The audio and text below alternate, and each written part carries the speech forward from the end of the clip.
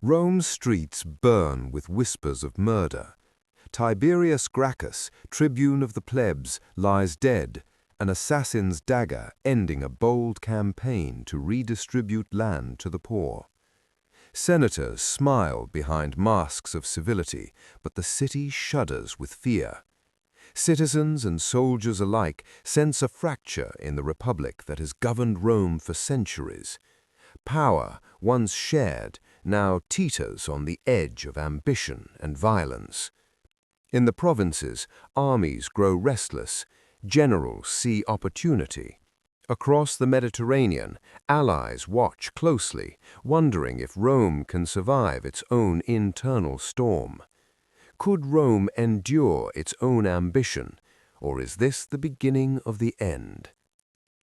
Rome, in 133 BC, was a city of contradictions.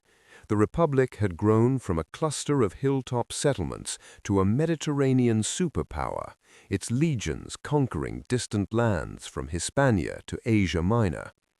Roads stretched like veins across the Italian peninsula, connecting far-flung provinces to the bustling Forum. Yet beneath the grandeur, tension simmered. Wealth was concentrated in the hands of a few aristocratic families, leaving the majority of citizens landless and restless. Farms abandoned during campaigns of expansion were seized by wealthy elites, creating a growing underclass that threatened the social balance the Republic claimed to uphold. The Senate, Rome's governing body, was dominated by patricians, men whose power was rooted in lineage rather than merit. Their authority depended on tradition, decorum, and political negotiation, but they struggled to control generals whose loyalty lay not with Rome, but with their own ambitions and legions. Citizens and soldiers alike watched these disputes with a mix of fear and expectation.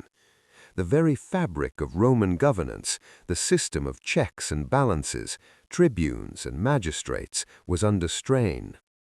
Across the city, alliances shifted like shadows. The populares, a faction championing the rights of the common people, challenged the Senate's conservative control. Their leader, Tiberius Gracchus, had pushed for land reforms to redistribute state-held land to the poor, a policy that enraged the elite and divided the populace. In the military camps beyond the city, legions grew restless.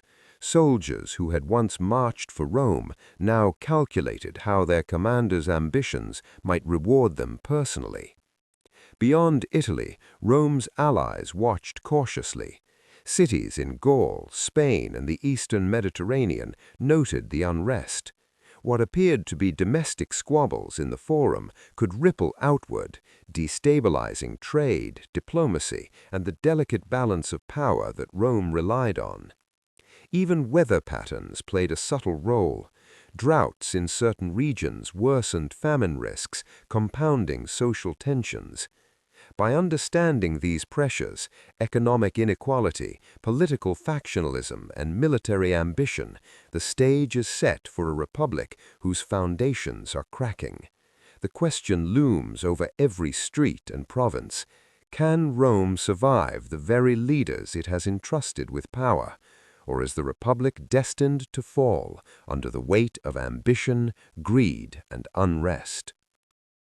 Rome is a city defined as much by its people as by its institutions, and in 133 BC, a handful of figures would shape the fate of the Republic. Tiberius Gracchus, tribune of the plebs, is young, determined, and unafraid to challenge centuries of tradition. Born into a patrician family, he carries the weight of elite expectations, yet champions the rights of the landless. His proposed reforms, to redistribute state-owned land to the poor, make him a hero to the people and a threat to the Senate. Tiberius is calm, calculated, and idealistic, yet his idealism carries risks. He underestimates the lengths his opponents will go to preserve their power.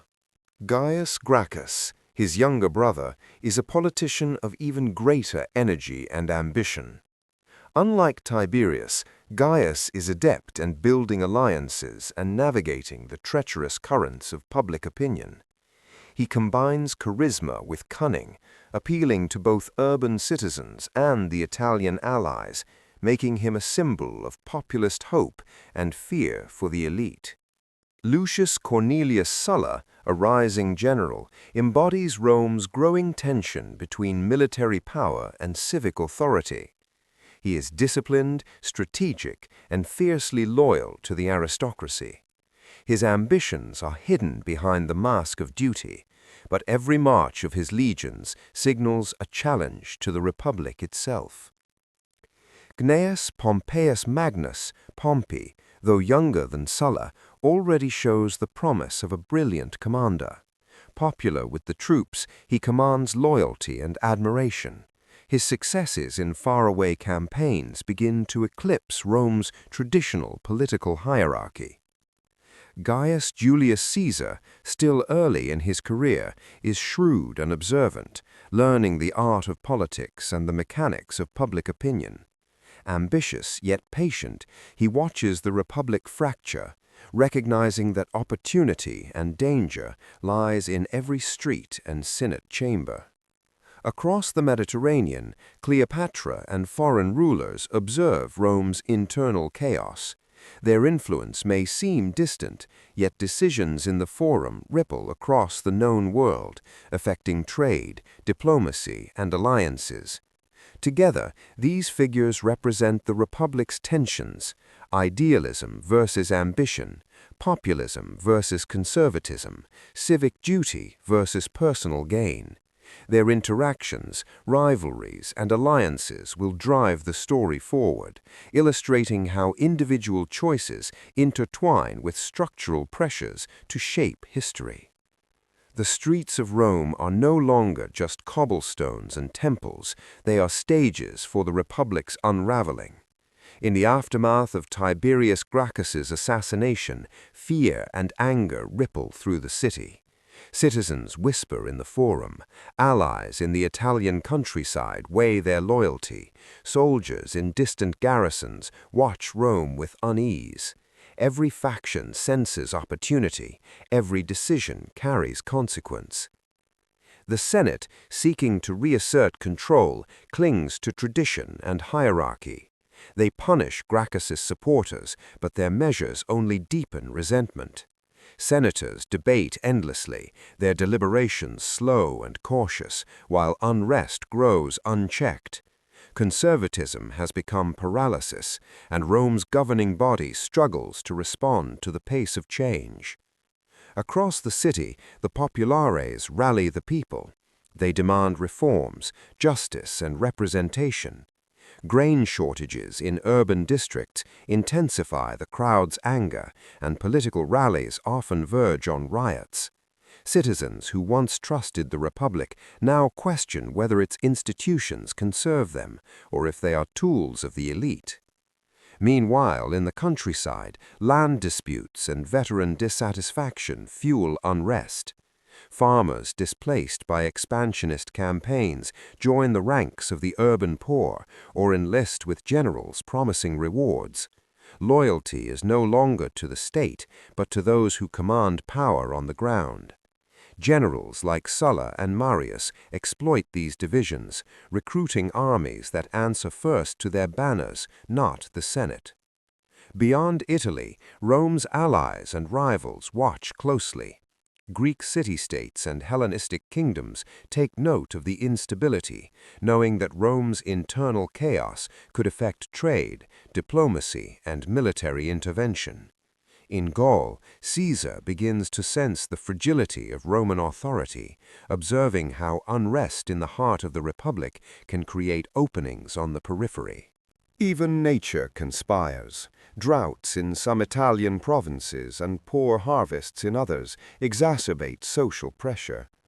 Economic strain, political corruption, and personal ambition converge, creating a volatile mix. Rome stands on the edge of catastrophe, where a single spark, a popular protest, a military mutiny, a bold reform, could ignite a broader conflagration. By the 80s BC, Rome's republic teetered on the brink. The cracks visible in the streets of the city now extended to armies and provinces. Lucius Cornelius Sulla, a veteran general of campaigns in Asia Minor, returned to Rome with ambitions that would shatter precedent. Crossing the Pomerium with his legions, a sacred boundary no general had dared to violate, he signaled a new reality. Military power now trumped civic authority. The Senate, caught between tradition and fear, could only watch as one of its own seized control. Meanwhile, the social war raged across Italy. Rome's Italian allies, long denied citizenship and equal rights, rose in rebellion. Legions loyal to the Republic clashed with former partners, towns burned, and supply lines were disrupted. Farmers and townspeople suffered, and soldiers found themselves fighting not distant foes, but neighbors, friends, and even former comrades. In these battles, generals tested strategies, morale fluctuated, and loyalty became a fragile commodity. Across the Alps and into Gaul, a young Gaius Julius Caesar began to cultivate his reputation. His campaigns, initially administrative, transformed into military conquests that would cement his political leverage. Each victory in foreign lands sent ripples back to Rome, where senators debated anxiously over his growing fame. Caesar's legionaries, loyal to him personally, foreshadowed a dangerous shift. The Republic's soldiers no longer answered solely to the state. They answered to commanders who could bend armies to ambition. At home, the populares and conservatives clashed with increasing ferocity. Political violence escalated. Street brawls, mob intimidation, and legal maneuvering became tools of power. Land reforms and economic grievances kept the populace agitated, while senators attempted half measures that only deepened frustration.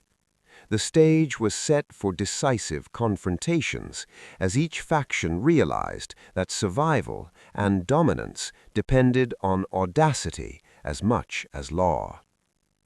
Beyond Italy, foreign observers monitored the turmoil with cautious concern. In Hellenistic kingdoms and Mediterranean ports, merchants and diplomats understood that Rome's instability could disrupt trade and alliances. Even as generals marched, politicians plotted, and citizens protested, the Republic's reputation for order and rule of law hung by a thread. By 49 BC, the air along the banks of the Rubicon was heavy with anticipation.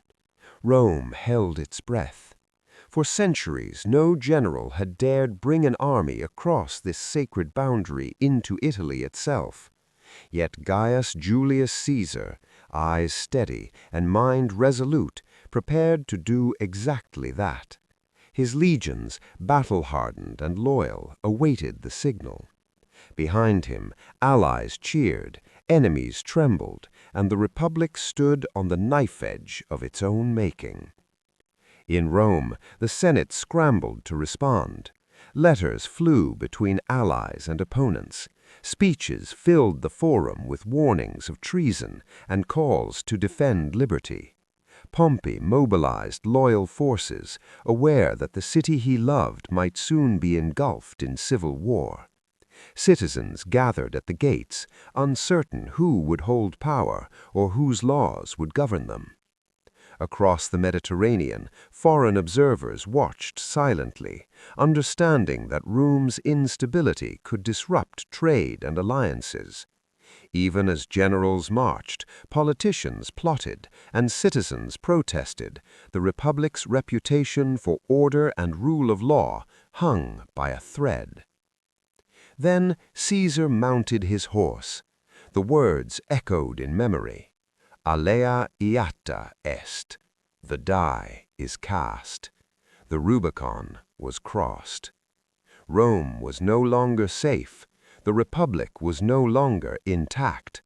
The question hung like a storm cloud over every province, city, and citizen. Will Caesar's gambles save Rome, or will it destroy everything the Republic once stood for?